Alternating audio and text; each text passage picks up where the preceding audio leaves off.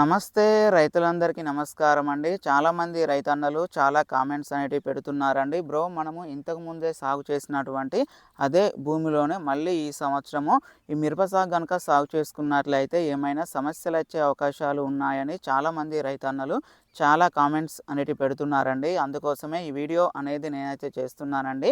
అయితే ఖచ్చితంగా మనము వచ్చేసి ప్రతి 2-3 సంవత్సరాలకు ఒకసారి ఈ పంట మార్పిడి అనేది మనం చేసుకోవాలండి. అయితే మనకు ఒకవేళ ఈ ల్యాండ్ అనేది తక్కువగా ఉండి మనము అదే భూమిలోనే మనము కంటిన్యూగా మనము వచ్చేసి ఈ మిరప సాగు కనుక మనము సాగు చేస్తున్నట్లయితే ఖచ్చితంగా వచ్చేసి మనము ఈ సేంద్రియ ఎరువులు అనేటివి మనం వేసుకొని ఈ లోతు దుక్కులు అనేటివి మనమైతే చేసుకోవాలండి. ఇక్కడైతే మీరైతే చూడవచ్చండి, మనమైతే వచ్చేసి ఇందులో ఆవు పేడ అనేది మనమైతే వేసుకొని ఈ లోతు దుక్కులు అనేటివి మనమైతే చేసుకున్నామండి. అయితే చాలా వరకు ఈ రైతన్నలు వచ్చేసి ఏం చేస్తున్నారంటే ఇలా ఈ లోతు దుక్కులు అనేటివి చేసుకున్న ఆ తర్వాత ఈ ఆవు పేడ లేదా ఇతర ఈ సేంద్రియ ఎరువులు అనేటివి వేస్తూ ఉంటారు. ఒకవేళ ఈ వర్షం కనుక వచ్చిందంటే అది మొత్తం కూడా కొట్టుకుపోయే అవకాశాలు అనేటివి ఎక్కువగా ఉంటాయి. కాబట్టి మనము ఈ ముందే మనము వచ్చేసి ఎరువు వేసుకొని ఆ తర్వాత మనము ఈ లోతు దుక్కులు కనుక మనము చేసుకున్నట్లయితే మనకు మంచి ఫలితాలు వచ్చే అవకాశాలు అనేటివి చాలా ఎక్కువగా ఉంటాయి. అలాగే ఖచ్చితంగా వచ్చేసి మనము ట్రైకోడెర్మా విరిడి, సూడోమోనాస్ ఇలాంటివి కనుక మనము వాడుకున్నట్లయితే